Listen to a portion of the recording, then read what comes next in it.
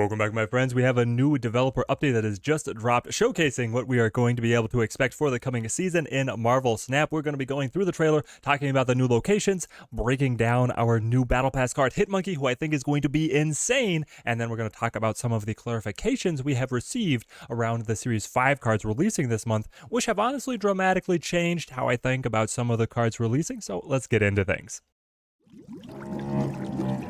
Deep in the ocean lies a beast with insatiable hunger, ready to assemble its wild pack. Wait a minute, is that? Yeah, it's Jeff! No ID. Hold on. Did we miss any Easter eggs back there? Yeah, on the board? It's Jeff! No, they're all the same, but here he is. He's playing directly to Mini Lab. Oh, just look at him. No ID needed. So cute. Jeff the baby Okay, so this is a new location, the sandbar, but we'll cover the locations together at the end. lion shark goes where he pleases. Animals assemble! Cosmo! So beautiful. The best is good. Goose! Hitmonkey! Ah. Look out, Jeff! Pet Mansion, that's going to be the new one of the cards. Is Jeff's little imprint on the wall. Animals assemble! With Jeff! With Jeff? Okay. It's a very Jeff-forward trailer. The Battle Pass card is Hitmonkey, but then these variants, these are the packs that we can expect during the season, and man, they look good.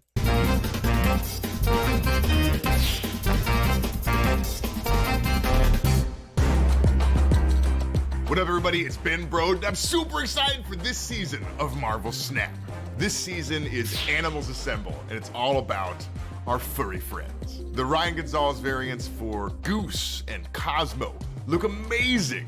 They do. And Jeff the baby land shark. All right, 2-3, you can move this once. Nothing can stop you from moving or playing this to any location. Nothing can stop you except the UI restrictions. So he can't be the 5th card at a location, though we have gotten confirmation that he can be a 2nd card to the Space Throne, and he can break through Professor X, he can break through Sanctum Sanctorum. Jeff gets everywhere, which actually has me very excited for what he could be. Is sure to be your new best bud. We got a ton of new cards coming to Marvel Snap this month, including Stegron, who swats. Okay, Stegron 4/5 on reveal, move an enemy card from here to another location.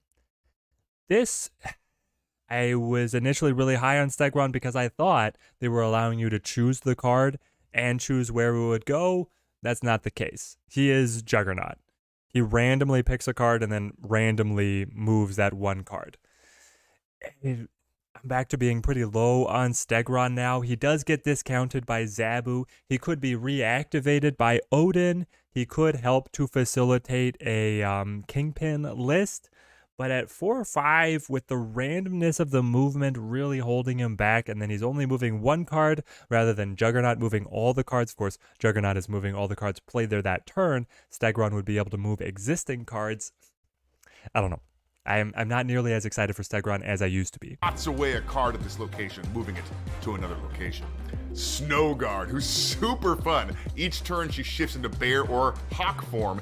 Okay, we have a lot to cover here with the Snowguard, and I'm actually getting more and more excited as I continue to look at the card. At the 1-cost price point, it's a pseudo-location fixer, and because the locations are so pivotal in games of Marvel Snap, having the Snowguard can give you really incredible flexibility, and it itself is one of our most flexible cards because they packed 2 abilities onto the 1 card, and then it alternates each turn, flipping between either Hawk or Bear. It has been confirmed that it alternates, not just chooses randomly. So let's start with the bear. The bear is the less interesting one for me right now. On reveal, trigger the effect of this location. So you'd be able to do something like re-trigger Monster Island. If the opponent's board space is filled up and you get the extra monster, that's a dramatic benefit for you. That's probably the biggest effect that I can think of. It's not going to interact with turn locked location triggers because they have that condition of only on a specific turn re-triggering.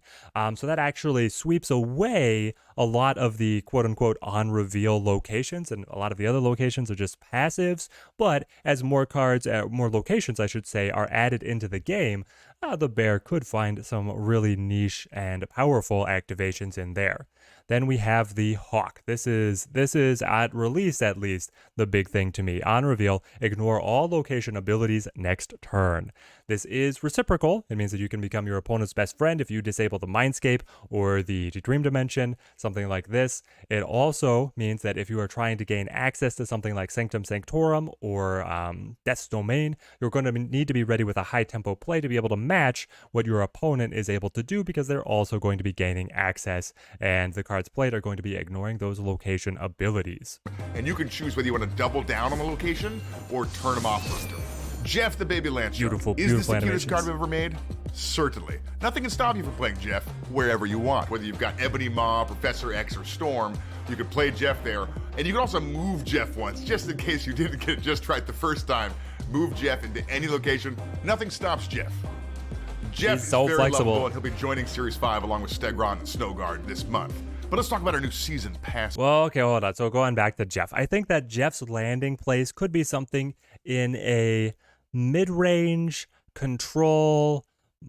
Activating Miles Morales with the movement is what makes sense, being able to play Professor X and then be able to have Jeff come in and lend the assistance if needed, but you can just throw Professor X blind if you've already developed the Jeff and then wait to see if you need to move him or where you allocate his position. There could be a world where Jeff is actually okay in these kind of mid-range lists, which I think would be fantastic. Card. Hitmonkey. Hitmonkey gets +2 power for each other card you've played this turn. It is great with cards like... It seems crazy. Hitmonkey is crazy. Bounce is already really good. Sarah is already really good. He has beautiful synergy with both of those lists, and he looks like he's just going to be this nuts finisher card. Beast, Falcon that bounce cards to your hand. Cards like... 11. What did they play? Mysterio that counters 3 cards played every Beast? time you play it.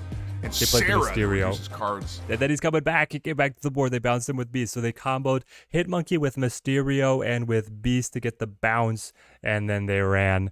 Later on in the game, they brought Hitmonkey back to just buff him up to It's also great 90. with cards that benefit from having a lot of other cards played, like Bishop and Angela. You know what also benefits all of those cards? Bast. Bast being able to hit the Mysterio and the Hitmonkey means that if you play just those 2 cards together, you have paid 4 energy for 18 power. It's insane. It's insane. We've also got 2 new locations debuting this month. The Pet Avenger. 2 new locations only, which I think is great. It means that we're going to have less of the hot locations. I guess they're still going to have the same number. They're just going to bring back old locations into the 50% prominence. But rather than having the location bloat, the game was gaining locations at an enormous rate. So slowing down a little bit. This turn, all cards must be played here at the Pet Avengers. So it's a magnet. It's an Avengers compound, but it's the moment that it reveals. It could be interesting, kind of screwing around with the early game tempo, forcing you to match up alongside your opponent here. We'll have to see. I think this is a fairly low impact location at first glance.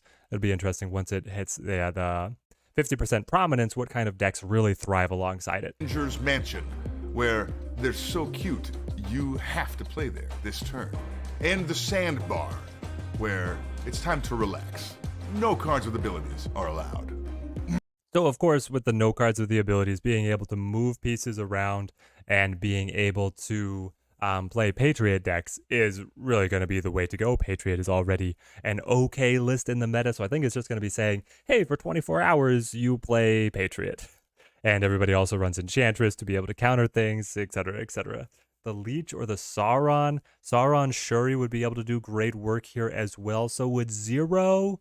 So this one is going to be dramatically meta warping when it is the featured location, and then with just on the normal rotation, I think that I'm still going to be okay with it appearing because there's plenty of ways to still be able to get your cards into those locations for a lot of different decks that are able to spawn things or move things around.